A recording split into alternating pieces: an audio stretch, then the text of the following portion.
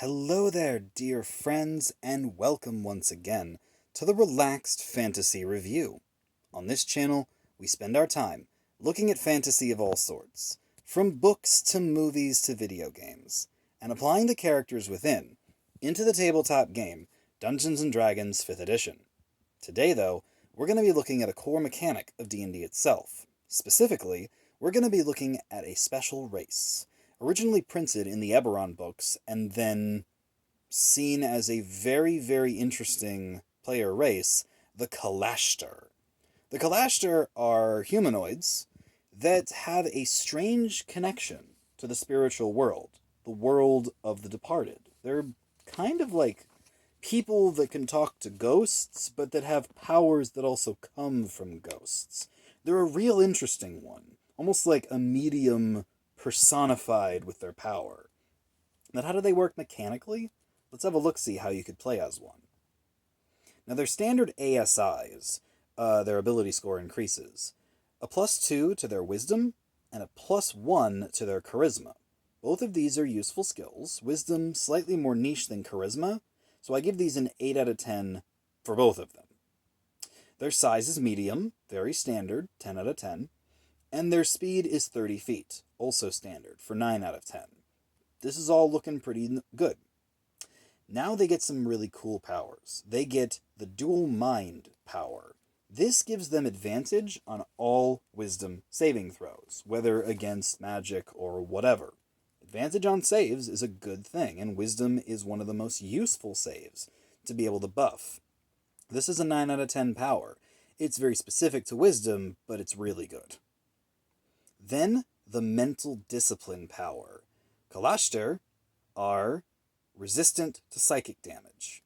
Psychic damage is not super common, but when it comes up, it's coming usually from a pretty powerful foe. Your Mind Flayer is your classic one. Psychic damage can be a real day ruiner, and having resistance to it is helpful. 9 out of 10 for any damage resistance that comes up. Then, the Mind Link ability. The Mind Link ability gives the Kalashtar the ability to designate another creature for two-way telepathy. It's just with one creature, but it can be done for a distance that is 10 times your level in feet. So, if you're level 1, you can communicate telepathically 10 feet away, all the way up to level 20, 200 feet away. This is really, really good. And although it's just one creature, and it'd be nice if it was the whole party, it's free telepathy. So 9 out of 10. Then comes a weird one. Severed from Dreams.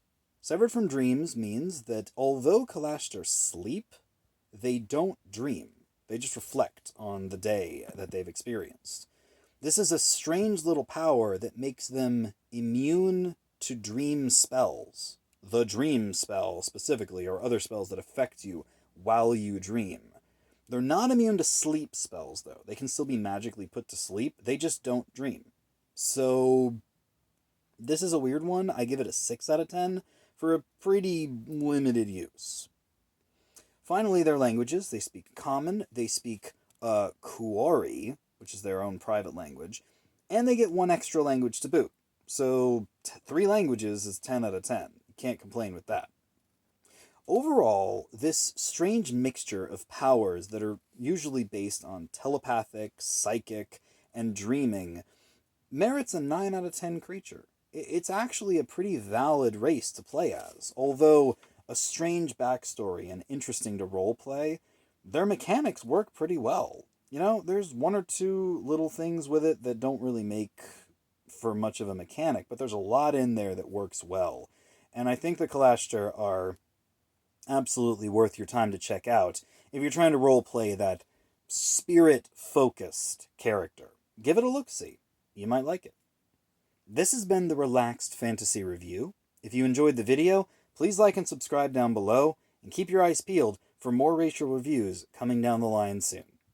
Have a good one, my friends.